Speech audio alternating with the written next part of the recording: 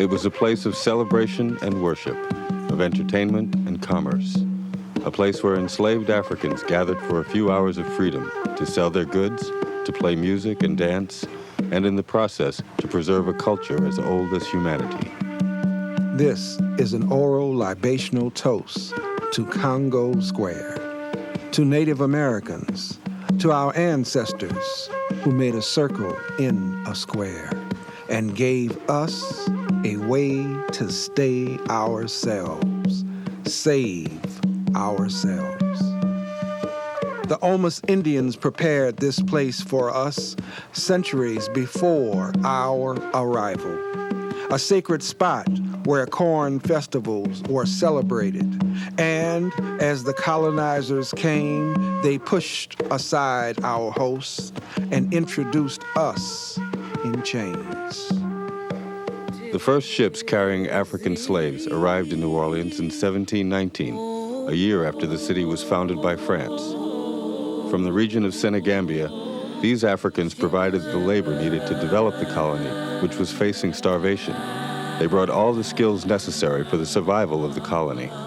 They also brought with them a culture which would become vital to the development of New Orleans and to the nation at large. By the time of the Louisiana Purchase, an influx of Haitian immigrants had doubled the city's population and added a new ingredient to the gumbo of New Orleans. The Code Noir was introduced to govern both African slaves and free people of color. One of its articles exempted slaves from forced labor on Sundays and religious holidays.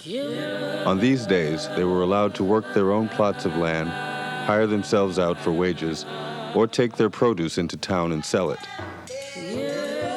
They gathered for dances on a plot of ground outside the city walls, a place that became known as Congo Square. And by the late 1700s, we somehow, recognizing the sacredness of La Place Congo, we crafted and created a space where we could be free to be we. They were summoned by the thunderous beat of the drum. People from a broad range of backgrounds, nations, and social levels. Wolof, Bambara, Mandingo and Fon, Fula, Soso, Congo, and Yoruba. From all parts of the city and nearby plantations. Free people of color, even some escaped slaves called Maroons, who lived in the swamps and marshes that surrounded the city, were drawn to Congo Square by the sound of the drum. The dances were performed in rings or circles, with each circle comprised of 50 to 100 dancers.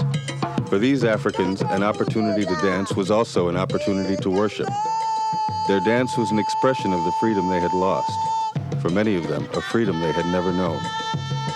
Our dance is the God walk.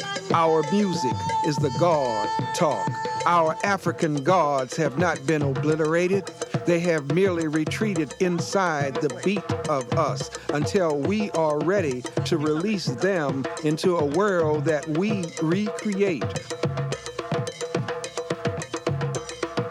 At sundown, a cannon was fired, signaling the end of the dance.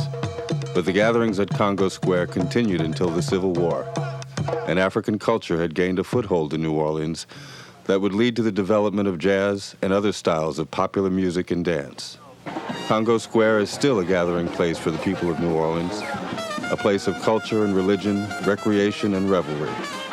The legacy of Native Americans and enslaved Africans has seeped into its soil and borne a rich fruit. We are centuries later now, and still this sacred ground calls to us to remember, to beat, to be. Beat Congo Square. Be Congo Square. Beat, be. Beat, be. Remember.